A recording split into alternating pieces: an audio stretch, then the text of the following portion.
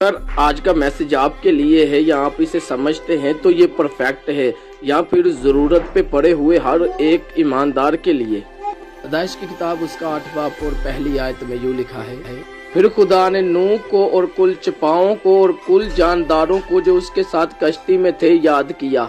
खुदा ने जमीन पर एक हवा चलाई और पानी रुक गया। यहाँ इंग्लिश में इस टर्म्स पर ध्यान दीजिए, गॉड रिमेम्बर नोआ।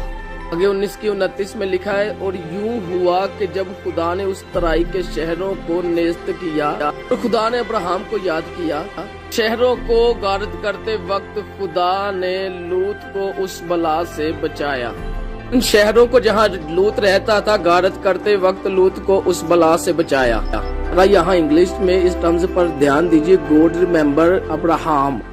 अब जरा आगे देखिए, पैदाइश 30 बाब उसकी 22 और 23 आयत में यूं लिखा है, और खुदा ने राहिल को याद किया और खुदा ने उसकी सुनकर उसके रहम को खोला। जरा नीचे इंग्लिश में ध्यान दीजिए, लिखा है गॉड रिमेम्बर रेचल। खुदा ने राहिल की सुनी और उसे एक बेटा दिया। आगे देखिए खरूज की किताब में क्या लिखा है, 2 बाब उसकी 24 आयत में, और खुदा ने उनका कहराना सुना और खुदा ने अपने अहद को जो अब्राहम, इसहाक और याकूब के साथ था याद किया। जरा इंग्लिश में इस टर्म्स पर ध्यान दीजिए, गॉड रिमेम्बर गवर्निंग। अब यहाँ पर चाहे नूह हो या अब्राहम हो या हो राहिल, एक वक्त आया जब खुदा ने उनको अपने हुजूर में याद फरमाया। इंग्लिश का टर्म्स हम पढ़ ही चुके हैं, गॉड रिमेम्बर डन। इसका मतलब ये है कि एक वक्त आया जब खुदा ने इनको याद किया। दरअसल इस बात को इस तरह दर्ज इसलिए करवाया गया है ताकि हम और आप इस बात को समझें।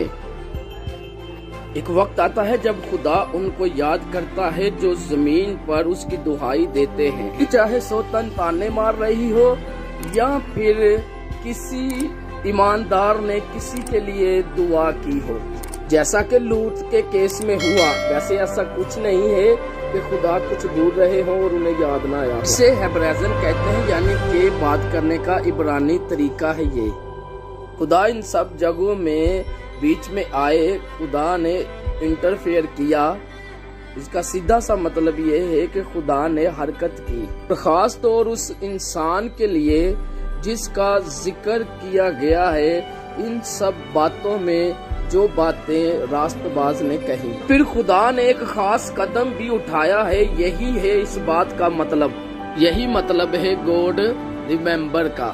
अब ये बात मुझसे और आपसे इस तरह जुड़ी है कि अगर कोई इंसान अपनी जिंदगी गुनाह में नहीं गुजार रहा बल्कि खुदा की मर्जी पर अपनी जिंदगी को गुजार रहा है, चलते जरा ज़बूर को भी पढ़ लेते हैं। ज़बूर 15 उसकी 12 और 13 आयत को पढ़ते हैं। खुदावन ने हमको याद रखा, वो बरकत देगा, तो इसराइल के घराने को बरकत देगा, वो हारून के घराने को बरकत देगा।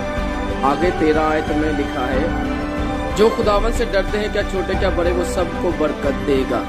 अब आप कहेंगे ये तो इसराइल के घराने के लिए, हारून के लिए, याकूब के घराने के लिए, लेकिन ऐसा बिल्कुल भी नहीं है। आगे क्या लिखा है 13 आयत में, क्या छोटे क्या बड़े, वो सबको बरकत देगा। यानी कि मैं और आप, हम सब जो खुदा मसीह पर ईमान रखते हैं, हमें बरकत देगा। को ये बात याद हो जानी चाहिए कि खुदा जरूर हमें याद फरमाता है। जो उसकी राह पर चलते हैं खुदा उन्हें याद फरमाता है। मेरे दोस्तों, अपनी जिंदगी पर गौर करें और खुदावन में अपनी जिंदगी को पसंद करें।